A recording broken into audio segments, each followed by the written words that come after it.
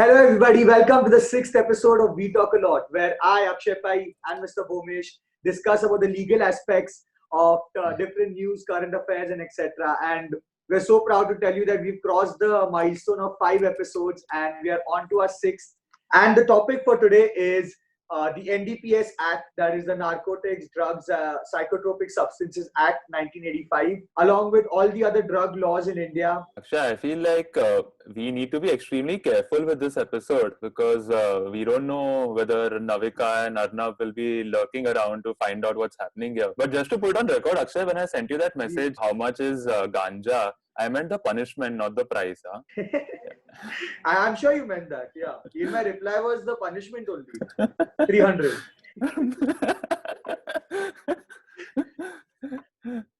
Days. And talk about holding grudges with Navika and Arnab. I think we've done enough for that. So I think they'll let us go for this one. And before we start with this episode, guys, please hit the bell icon, please subscribe to the channel, like and share. So in this episode, we are going to talk about the history of narcotic law in India, the objective of the laws in India, the punishments under NDPS Act, the procedure for search, for seizure, for search of a person, for search of a premises. We are going to be talking about the measures taken by the government for addicts, the national funds, everything around it, basically an entire overview of the NDPS Act and the narcotics laws in India. Let's start with what the history of the law was. It's a very recent act. It's not very old. It's 1985. It's quite a colorful history in a way to say that till 1985, the laws seem to be way more lenient and it did not really seem to cover too many aspects which the 1985 NDPS Act is now covering and made it very strict and stringent to even like commit an offense under that act. So prior to so basically the drug laws in India were governed mainly with 3 acts prior to 1985. One was the Opium Act of 1857. Second was the Opium Act of 1878 and the Dangerous Drugs Act. So these 3 acts kind of governed it. But the interesting feature of all these 3 acts was that none of them ever criminalized or made consumption of drugs or use of drugs for personal use an offense. So this whole concept of actually penalizing consumption and private use came about because of the 1985 Act. So till the Opium Act existed, the Dangerous Drugs Act existed, they regulated how opium is supposed to be produced, how opium is supposed to be cultivated. Only people with licenses could do it, and if you didn't do it, then it was a crime. But actual personal use was never a crime, and that was a law over here till about 35 years back. I think for the main reason for the 1985 Act to come about is the increasing drug dealings and drug cartel which began in the late 70s and early 80s in India. Yeah. And also to include the international conventions which were passed and which were decided around those periods. So it is interesting to in fact go to the object of the Act of the Narcotics, Drugs and Psychotropic Substance Act of 1985. And it interestingly reads as, it says that this is an act to consolidate and amend the law relating to narcotic drugs to make stringent provisions for control and regulation of operations related to narcotic drugs and psychotropic substances, to provide for forfeiture of property derived from or used in illicit traffic in narcotic drugs and psychotropic substances, to implement the provisions of the International Convention on Narcotic Drugs and Psychotropic Substances, and for matters connected therewith. When we actually talk about the history, what we cannot avoid to speak about is the international scenario regarding the whole drug laws all over the world. There's a requirement for regulating basic drug trade and drug trafficking and kind of preventing it. And compared to India, where culturally, even religiously, we believe in consumption of cannabis in certain ways. There are scriptures which kind of speak about all of these things. So as a nation, we weren't very averse to consumption or use of drugs which are now prevented by the Act. But keeping ourselves in line with the international protocol, and especially the 1961 International Convention Against Drugs, and then which was amended in 1972, they were very strict, and India is a signatory to it.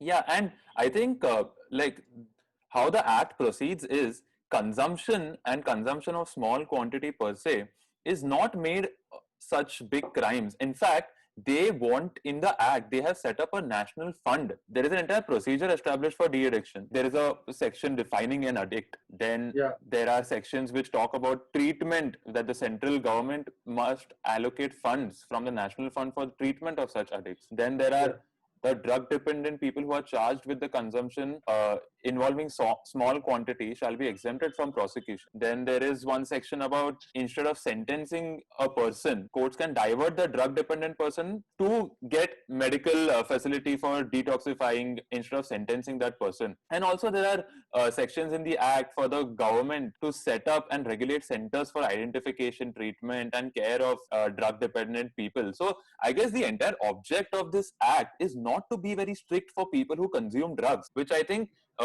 is a very advanced thinking by the legislature in 1985.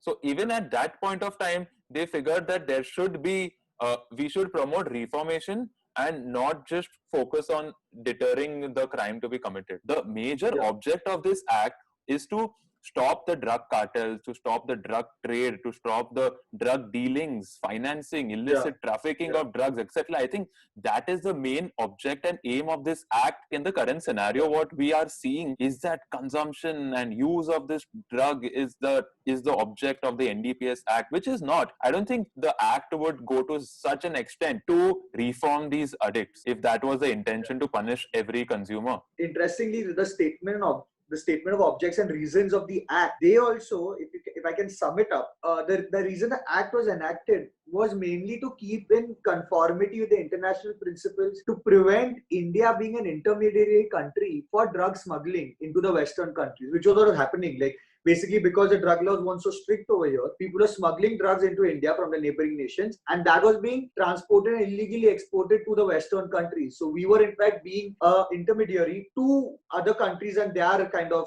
national issues. And the main thing, in fact, that's the first statement of object and reason, is what the previous laws were very lenient upon these real drug mafias. And we've seen that Haji Mastan and Dawood Ibrahim, and this was like late 70s and early 80s. This is a time when drug smuggling became a very big thing in India. And these people were just being let go very easily. So the whole ambit of the legislation is to cover situations where these drug traffickers and, like you said, smugglers and cartels, to make sure that they are kind of punished. And therefore, there are such strict and stringent punishments. Every time I say drug cartel, drug smuggling, the Narcos theme is playing in the background. Pablo Escobar. Yeah. So it's basically to control and not have more Pablo Escobar. We should discuss the punishments and the offences under the Act. The offences of the Act range from Section 15 to Section 31A of the Act. And right from Section 15, the major offence is of production, possession, transportation, importing interstate, exporting interstate, selling, purchasing, and using. And from 15 onwards, there are the same things for poppy straw, for OPM, for cannabis, for coca leaves, for all such things. There are separate ones. There is also separate for cultivating OPM, cultivating cannabis. So there are all separate offenses. But what needs to be highlighted is that all these offenses are distributed into three categories, which is the small quantity, an intermediary quantity, and a commercial quantity. So even if you come under these definition of selling, purchasing, possessing, transporting, etc., what matters the most is the quantity in which that drug has been dealt with. And few examples of the quantities would be like ganja. The small quantity is 1000 grams, which is 1 kilo, and the commercial quantity is 20 kilos. Charas is 100 grams and 1 kg. Cocaine is 2 grams and 100 grams. So these are a few examples, and there is an entire schedule. There is an entire gazetted notification which talks about the commercial quantity and the small quantity of drugs. But interestingly, Section 27 talks about consuming drugs, consuming any drug of small quantity. And there they have said that the punishment is 6 months. Now, my only question is, when you consume, obviously by default, you are possessing it. So how is there a difference of punishment between possessing and consumption? I think the difference would be that if basically your blood test positive for a drug, then that'll be even the consumption if they don't actually catch you with it. But if you're actually in possession of the drug, then it will be for possession as well as consumption. Like, you can get charged with both. Obviously, that's true. You're right. Right. You can get charged with both. But the difference, a situation might arise that you might be in possession, but you might not have consumed, or vice versa. But interestingly, also all the offences under this act are cognizable and non-bailable. By cognizable, I mean that a person can be arrested without any warrant if there is an offence committed under this act, and non-bailable. Now, there has been rather a debate about this non-bailability of sections, because Section 37 talks about the offences being cognizable and non-bailable, where there are two categories. Category A, where it says that all offences are cognizable, and Category B, which talks about the court should be satisfied that there are reasonable grounds for believing that the person is not guilty of committing that offence. So the onus suddenly shifts to the accused to prove that he is not guilty of committing that offence, and the criminal jurisprudence principle of every person is innocent until proven guilty is not enforced anymore, because this act overrules that. Now, the current position of law, according to the Bombay High Court in Riya Chakrabarty's judgment, that this non-bailability applies to all offences, may it be small quantity, big quantity, commercial quantity, any quantity, it applies to all. Whereas before Riya Chakrabarty's judgment, there was a judgment called Stephen versus State of Maharashtra, where they had in fact dealt with this entire proposition that non-bailability is only for the offences whose punishment is more than 3 years.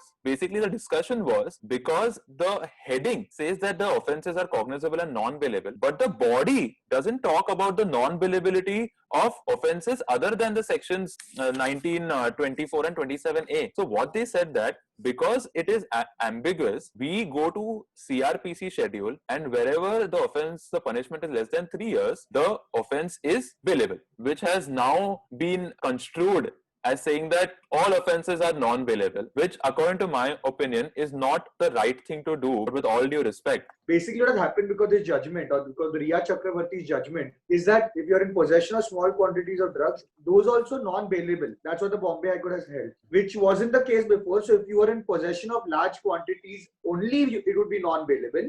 But if you're in possession of small quantities, you would be getting bail as a matter of right. In the case of Riya Chakrabarty and Shobhik Chakrabarty, because there was no recovery per se, so all the evidence which they had was on the basis of WhatsApp chats. I'm glad you brought this topic up about WhatsApp chats, because I kid you not, when people found out that we're doing this NDPS Act, or in general also, people reached out to me and they told me, listen, I should do an episode on this and just talk about what is the admissibility, or to what extent can your WhatsApp chats be used against you. And this is a disclaimer to all our viewers that at the end of the day, anything can be used against you, including your WhatsApp chats, but that can't be the sole thing being used against you. There requires to be something else. There needs to be something proved against you. So, having said that, anything in our digital world today creates an electronic record, And if you have spoken, or if you have ever consumed drugs, okay, that's an illegal act. And if there's an electronic record of this illegal act being committed by you, that obviously can be used against you. But also, if there is a WhatsApp chat found,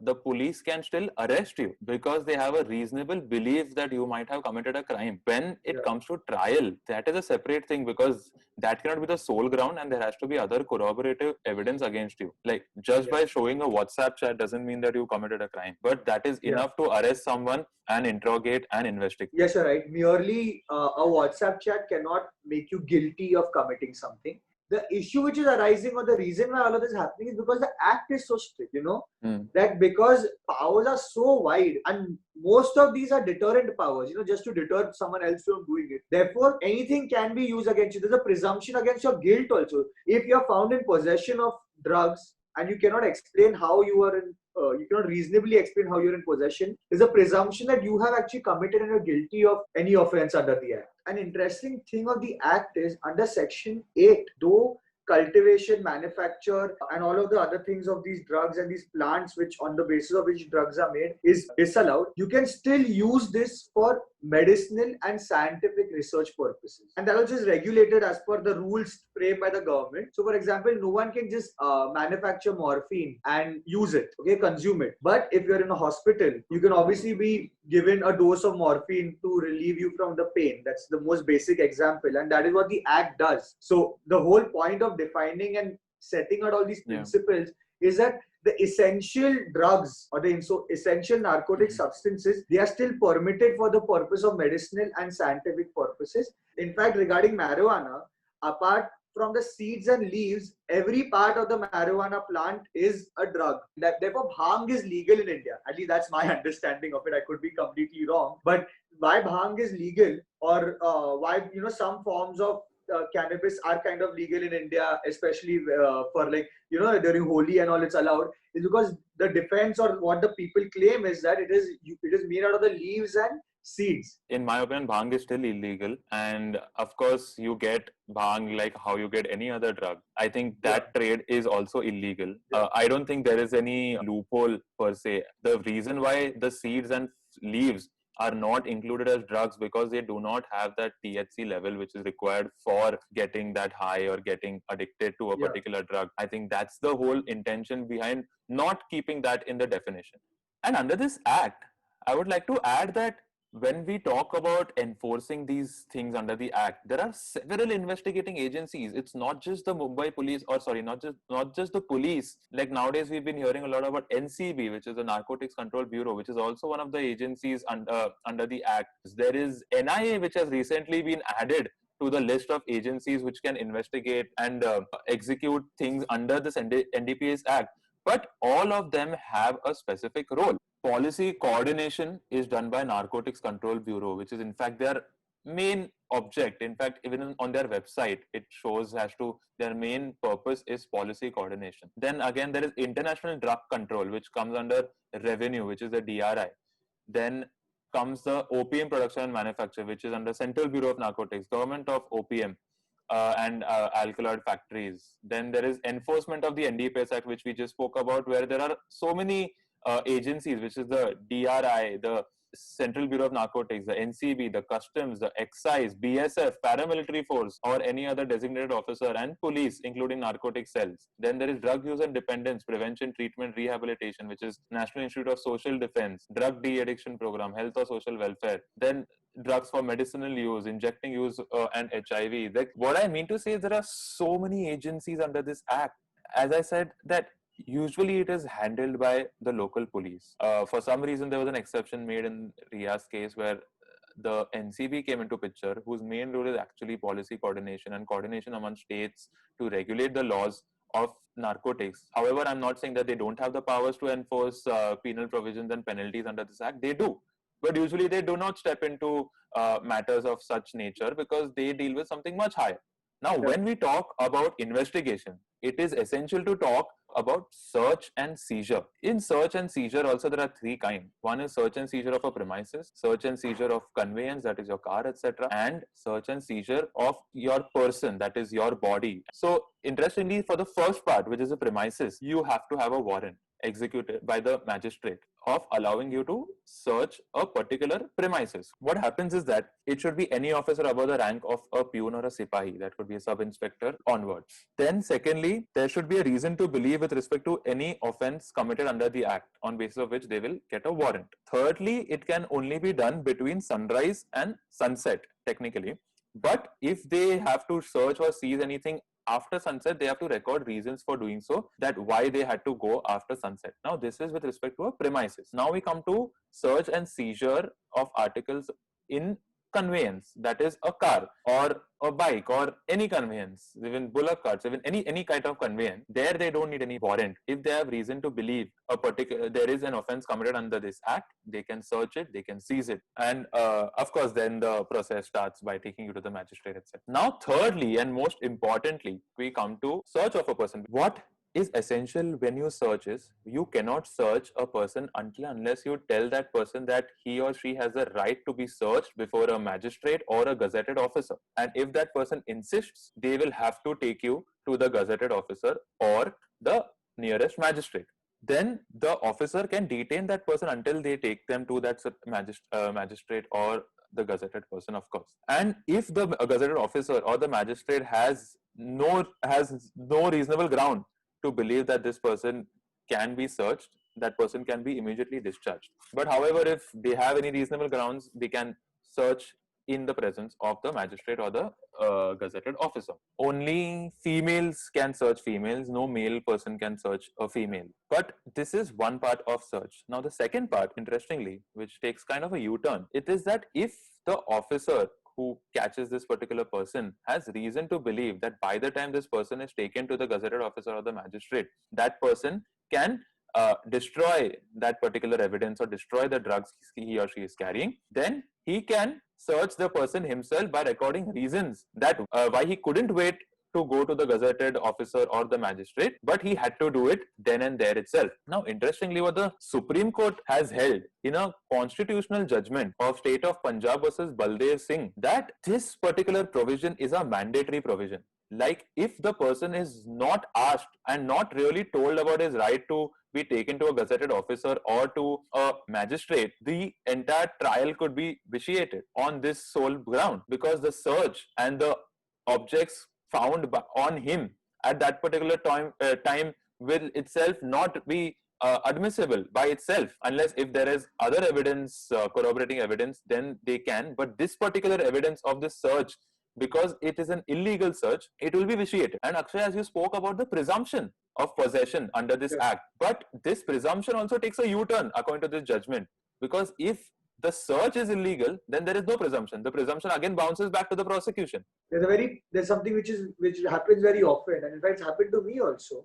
I was once walking on the beach outside my house, and it was a little late in the night. I was just returning back home, and one police officer came to me, and he told me he was smoking something. I refused because I really wasn't. I was just walking back home, but you could smell some sort of drug being smoked around the area. So he came to me, asked me, "You were smoking something?" I said, "No." I told him I wasn't smoking. I told him I'm an advocate. I live here. Please let me go back home. He's like, "No, come with me to the station. I need to do your drug test." Now, at that moment, when someone asks you, "I want to do a drug test," I could handle the situation in a better way, so he let me go. But the question which I want to ask you is, looking at these vast provisions and the wide provisions, can a drug test be compelled upon a person if that person is suspected to have consumed drugs? In my opinion, yes, it can be forced upon. What do you think? Even in my opinion, it can be. Yeah, because the drug test is the only thing which might not be available to them if the time is lapsed. But when it comes to this, there is a primary suspicion. They can take you to the police station if they have reasonable grounds to believe that you have done something. Now, that's what this I say. Without a warrant. Without a warrant. Without a warrant, yes. Reasonable grounds to believe can be very vast. On reasonable grounds to believe, they can arrest a person. They can do whatever. So once you're arrested, they can mark you arrested, and then they can take your drug test. But before you're arrested in the particular crime, they cannot do that. In fact, interestingly, Akshay, as you gave this example, there are in fact provisions in the Act which talks about misusal of such power by the police. Like section 58, it says that if any officer misuses his power or searches without reasonable ground or unnecessarily seizes any property or vexatiously detains or arrests a person, there is a punishment of 6 months going up to 2 years imprisonment for that officer. So the example which you gave, in fact, it covers this, because if that arrest or detention was vexatious, then that officer will come under the ambit of section 58. I didn't study 5 years of law to get arrested that night, so it was fine. I think when we speak about this, Article 47 of our Constitution should be mentioned, because Article 47 is a directive principle of state policy, and it specifically states that our government should endeavor to prevent the use or prohibit intoxicating drinks as well as drugs and other substances. So therefore, in promotion or in furtherance of our Constitution, it is the duty of the government to kind of prohibit drugs. Apart from that, it is something which, like I said, decays our society: drug abuse and drug problems, drug trafficking. And therefore, this act is a very composite and comprehensive act. But at the end of the day, sometimes, in my opinion, it is going a little further ahead, and it is leaving a wide door open for it to be interpreted a little too strictly, and kind of including in its ambit offenses which wouldn't have been offenses prior to this act, and they're giving it very strict punishment. So I guess in this episode we have kind of endeavored to inform people about the drug laws in India and what people should be aware of, what the intention of the legislation was. I think we've given an overall perspective, and I hope our viewers like this. So I think it's a good time to just conclude this episode, and I hope you guys enjoyed watching this episode. Before we leave, guys, don't forget to subscribe, don't forget to press the bell icon, and follow us on all our social media handles. Okay, like, share, subscribe this video. Thank you so much. Goodbye. See you.